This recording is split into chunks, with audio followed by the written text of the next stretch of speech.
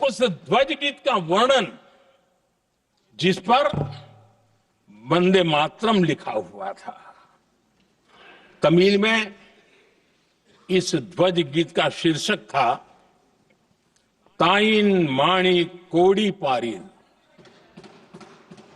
तारंदु पणिंदु पुलहिंद्रु वारी, अर्थात देश प्रेमियों दर्शन कर लो, सविनय अभिनंदन कर लो, मेरी मां की दिव्य ध्वजा का वंदन कर लो।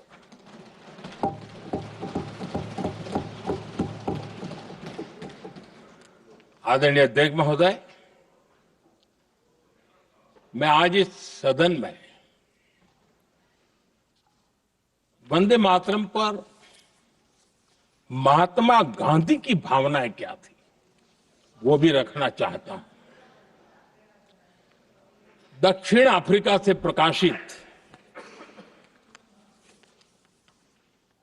एक साप्ताहिक पत्रिका निकलती थी, इंडियन ओपिनियन, और इस इंडियन ओपिनियन में महात्मा गांधी ने 2 दिसंबर 1905 जो लिखा था उसको मैं कोट कर रहा हूं। उन्होंने लिखा था, महात्मा गांधी ने लिखा था, गीत वंदे मातरम जिसे बंकिम चंद्र ने रचा है पूरे बंगाल में अत्यंत लोकप्रिय हो गया है। स्वदेशी आंदोलन के दौरान बंगाल में विशाल सभाएं हुई जहां लाखों लोग इकट्ठा हुए और बंकिम का यह गीत गाया। गांधी जी आगे लिखते हैं, ये बहुत महत्वपूर्ण है। वो लिखते हैं, ये 1905 की बात है, उन्होंने लिखा, यह गीत इतना लोकप्रिय हो गया है जैसे ये हमारा नेशनल एंथम बन गया है।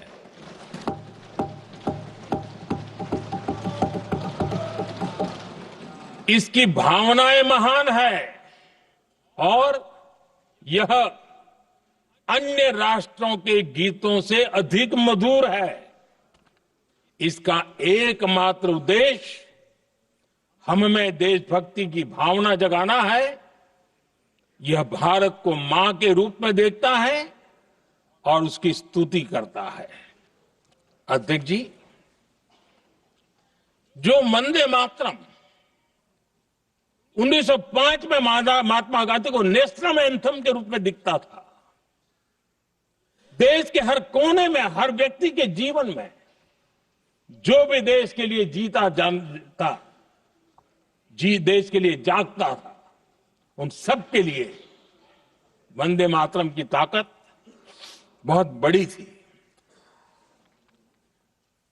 वंदे मातरम इतना महान था, जिसकी भावना इतनी महान थी, तो फिर पिछली सदी में इसके साथ इतना बड़ा अन्याय क्यों हुआ?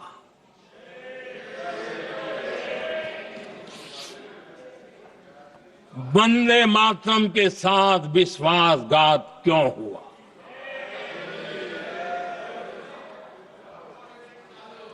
ये अन्याय क्यों हुआ? वो कौन सी ताकत थी जिसकी इच्छा खुद पूज्य बापू की भावनाओं पर भी भारी पड़ गई, जिसने वंदे मातरम जैसी पवित्र भावना को भी विवादों में घसीट दिया? मैं समझता हूं आज जब हम वंदे मातरम के 150 वर्ष का पर्व मना रहे हैं, चर्चा कर रहे हैं, तो हमें उन परिस्थितियों को भी हमारी नई पीढ़ियों को जरूर बताना हमारा दायित्व है। जिससे के वजह से वंदे मातरम के साथ विश्वासघात किया गया। वंदे मातरम के प्रति मुस्लिम लीग की विरोध की राजनीति तेज होती जा रही थी। मोहम्मद अली जिन्ना ने लखनऊ से 15 अक्टूबर 1937 को वंदे मातरम के विरुद्ध का नारा बुलंद किया। फिर कांग्रेस के तत्कालीन अध्यक्ष जवाहरलाल नेहरू को अपना सिंहासन डोलता दिखा। बजाय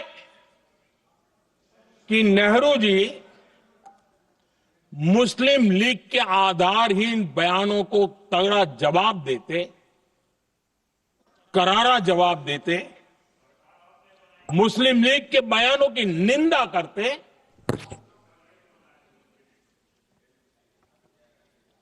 और वंदे मातरम के प्रति खुद की भी और कांग्रेस पार्टी की भी निष्ठा को प्रकट करते। लेकिन उल्टा हुआ। वो ऐसा क्यों कर रहे वो तो पूछा ही नहीं, न जाना। लेकिन उन्होंने वंदे मातरम की ही पड़ताल शुरू कर दी। जिन्ना के विरोध के 5 दिन बाद ही 20 अक्टूबर को नेहरू जी ने नेताजी सुभाष बाबू को चिट्ठी लिखी।